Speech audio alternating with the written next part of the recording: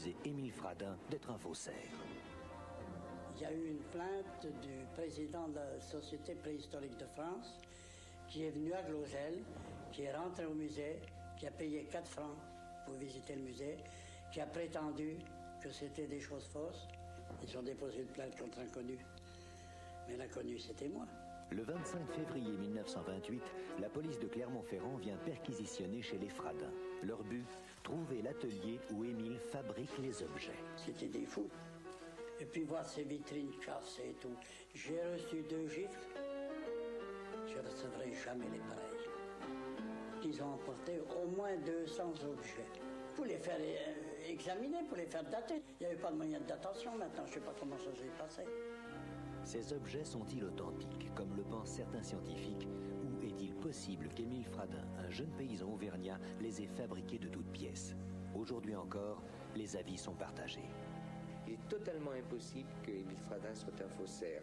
La cohérence des symboles est telle, la charge très particulière du dessin, du trait, de la signification est d'une telle profondeur, il est totalement exclu que le jeune Émile Fradin, paysan de la montagne bourbonnaise, puisse imaginer cette collection. Il est même surpris par ce qu'il trouve. Pourtant, de grands archéologues contestent Glozelle. Ces signes prétendus alphabétiformes, je n'y crois pas.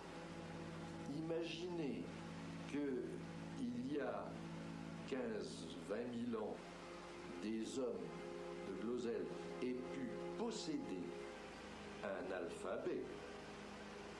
C'est un peu comme si nous imaginions que les Gaulois possédaient la télévision. C'est aussi incongru. Le 4 juin 1929, Émile Fradin, 20 ans, est inculpé d'escroquerie. Il doit subir des interrogatoires. Ils m'ont inculpé. Ça a été très dur. Je vous dirais que j'ai passé une nuit, j'ai pleuré une partie de la nuit. Le juge d'instruction, il me demandait, il me disait, vous avez fabriqué ça, et comment, puis des tas de choses, il me demandait. Moi, je disais ceci au juge, j'ai trouvé ça. Je ne suis pas un savant, mais ce que je peux vous dire, c'est pas moi qui ai fabriqué ça. Et je vous dis, j'ai compté les heures, 63 heures d'interrogatoire. Avouez, avouez. Avant d'avouer, j'ai ma conscience tranquille. J'ai la conscience pour moi et il n'y a rien à faire. Glozelle est ancien. Et voilà. Et puis ils ont cherché si je ne savais pas décoller. Ils ouvraient tout. Bien sûr qu'ils me surveillaient pour voir si j'allais pas mettre des objets là-bas.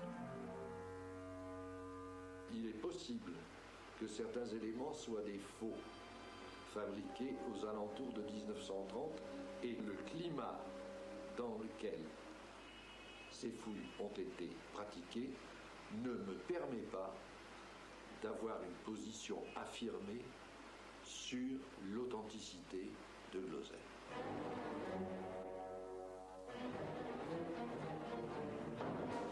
L'inculpation a fini par un non-lieu. Le non-lieu est délivré 2 ans plus tard. Émile va-t-il pouvoir savourer sa victoire? Et puis alors, il y a eu la guerre, qui a carrément étouffé Glozelle. Pendant presque 40 ans, on ne va plus parler de Glozelle. Le docteur Morlet continue de fouiller et Émile Fradin profite enfin de la vie. Il se marie et a des enfants.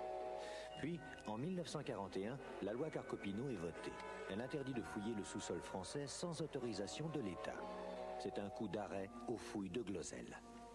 Le docteur Morlet ne peut pas continuer ses recherches. Le mystère de Glozelle est-il enfoui à jamais? Morlet est mort en 66. Je suis allé le voir en 66, pour une dernière fois. Il m'a dit, Émile, je ne verrai pas les datations de Glozelle. Je ne verrai pas la victoire. Vous verrez ça prochainement. Alors, 66, on a daté Glozelle en 72. En 1972, Henri François, ingénieur au commissariat à l'énergie atomique à Paris, se rend à Glozelle. Très intéressé par le site, il fait des prélèvements et entreprend de dater les objets avec 3 laboratoires étrangers. Ils vont utiliser de nouvelles méthodes de datation très précises qui travaillent sur la radioactivité naturelle des objets. Le carbone 14 pour les objets en os et la thermoluminescence pour les céramiques et les terres cuites. Pour les 3 laboratoires, les résultats sont clairs et irréfutables. Glozell est ancien. Cher Monsieur Fradin, de retour du congrès d'Oxford, je m'empresse de vous écrire car cette fois, toute la polémique a cessé. Les Seuls explications, quelques attardés les mal preuves informés physiques, les résultats des pour encore prétendre que vous êtes un faussaire. Les regroupements des mesures faites indépendamment dans chaque laboratoire sont parfaits et indiscutables. Les résultats des physiciens sont les suivants. Les ossements ont de 15 à 20 000 ans, les céramiques ont 5 000 ans et les tablettes écrites ont 2500 ans. La lumière est enfin faite sur l'authenticité du site. Mais le mystère persiste, car on trouve des signes écrits sur des ossements de plus de 15 000 ans. Le mystère de Glozell, c'est la présence de signes d'écriture sur des ossements qui auraient pour date moins 17 000 ans. À la suite des datations, l'État reconnaît l'existence de Glozell tout en restant très prudent. Mais la communauté scientifique continue de douter. En 1983, de nouvelles fouilles sont entreprises. Étrangement, elles ne sont pas faites au même endroit, mais à plusieurs kilomètres de là. Et depuis 10 ans, aucun résultat n'est encore publié. S'il ne publie pas, c'est que probablement il y a des résultats qui les ennuient. Alors pourquoi? On a peur de quoi? On a peur de contrarier quelques vieux professeurs. On a peur de démolir les théories en cours. Mais écoutez, est-ce que les théories scientifiques sont des monuments religieux? Qu'y a-t-il donc à Glozell finalement qui soit responsable de cette levée de bouclier? Faisons donc des fouilles méthodiques et raisonnées à l'endroit où Fradin les fit. Appelons ça la guerre, oui. C'était pas une guerre. Quand on voit une bande de pantins, tous qui voulaient se fouler là-dedans, qui voulaient acheter à n'importe quel prix, j'ai trouvé des sommes fabuleuses de ça, moi, des Américains. Et à un moment donné, ma femme, ma soeur, là, me disait, mais t'es complètement cinglé. T'as eu des histoires avec ça, tu devrais vendre ça très tranquille. Mais ça se vendra pas. Et ça se donnera pas. La terre de Glozell garde malgré elle son secret.